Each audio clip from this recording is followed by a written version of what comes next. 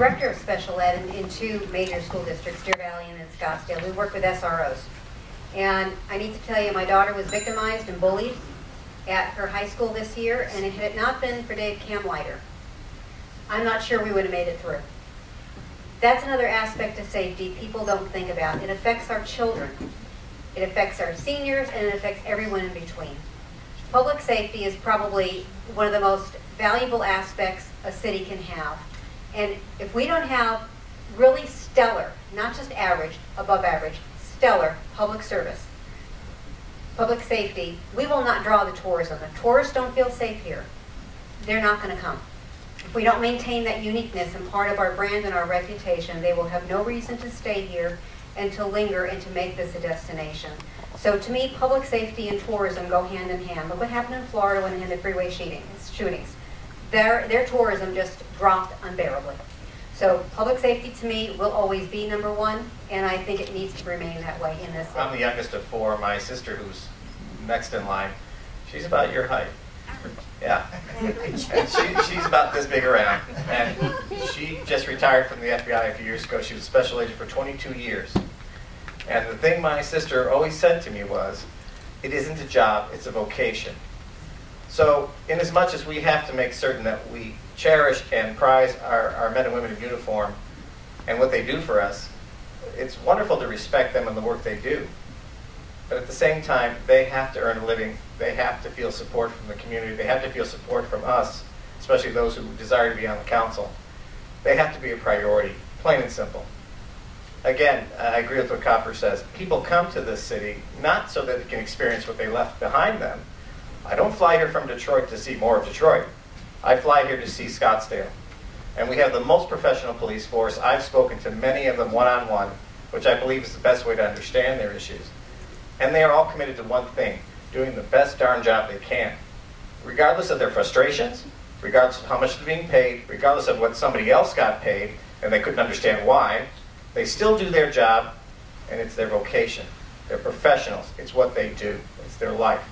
So we owe it to them to make the same commitment that they make to us.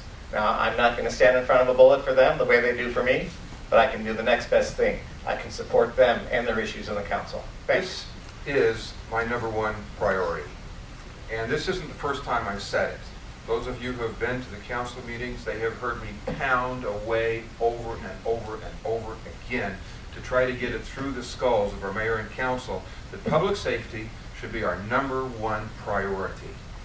And if you want to know what somebody's going to do in the future, just look to see what he's done in the past. I have led by action. I've gotten myself involved as a person, as an individual, in the community, and I've made a difference. Made big changes in downtown Scottsdale in a year. The association that I put together, the Association to Preserve Downtown Scottsdale's Quality of Life, has been very influential in creating a no parking by permit only north of Camelback, by instituting a litter program, an anti-urination and defecation program, and I know that we've had an influence on the amount of resources put into law enforcement in the Bar District. My job is not finished. There's still a lot to do. There's a lot of issues on the table, and this is a public safety forum, so I'm not going to go into that. But there should be no question in anybody's mind that I understand what you do, and what you do I call the #1 priority for the city of Scottsdale. And yes, I will get involved. Yes, I will play hardball. And yes, I will get you what you need to do your job and have the proper pay, and you won't have to worry about your retirement.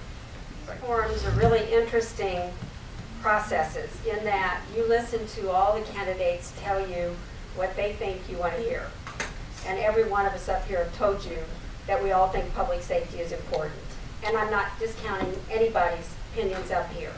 But the truth of the matter is you have to decide whether or not you think that the words that they've given to you ring true. And I think from my perspective, and I hope from yours, is that I told you 4 years ago I was very committed to public safety as well as economic development in order to fund public safety. And I have done exactly what I said I would do in those 4 years. So I want you to remember that I'm a person of action and not so much words, and I hope that I'll have your support and your vote on August 28th. Thank you. Like I mentioned, I believe that we need people on council moving forward that believe in public safety, and not just public safety, but our entire city staff, because ultimately they're the ones that are out there on a day-to-day operation dealing with the citizens, opposed to the people that watch Channel 11 and the people that are here that interact with the council. And to make sure that we are continuing to find unique solutions, but at the same time be fiscally responsible. And I think right now in this city we have a fire chief and a police chief and a public safety department as a whole that tries to find fiscally responsible solutions that are unique, that the rest of the cities around the valley can try to emulate. And we need to continue to build a culture that is going to make sure that it brings people here, and not just anybody, but quality people that want to work for our public safety department, but for the city as a whole, because we're only as strong as the people that are helping to support us. And as our citizens continue to see that we have a public safety department and a city that is great to work with and have very well-educated, great people that are working for them in all their departments, then at that point, we're also going to continue to have a great quality of life. With that, I hope everybody appreciated the evening, and I hope to earn your support and your vote. I'm Virginia Korte, and I want your vote. I believe I bring a complement of skill sets and talents that not a lot of people can bring to the City Council. And that includes business background. That includes heading up the Chamber of Commerce as a membership organization. I currently head up a social services nonprofit organization, and I've taught full-time and part-time at the community college level. That's a good skill set for council. But I'm not running against anyone here, but I'm running for Scottsdale. You see, I'm a consensus builder. I'm a consensus builder. And I believe that Scottsdale is a great place to live, and I believe we can make it better. So I invite you to check my website out. You can get a good feel for who I am and what I've done. And we often speak of Scottsdale's quality of life, and we often define Scottsdale's quality of life in terms of world-class resorts and the great restaurants and landscape streets and the preserve and the parks and the city services. Well, I believe that the number one factor contributing to our quality of life is public safety. Just take a look. Just take a look, or just think about the fact that we can enjoy all the amenities and things we love about Scottsdale and feel safe. We can walk in the park. We can hike in the preserve. We can walk our dogs in our own neighborhood and feel safe. That's important. Thank you. Thank you, Mr.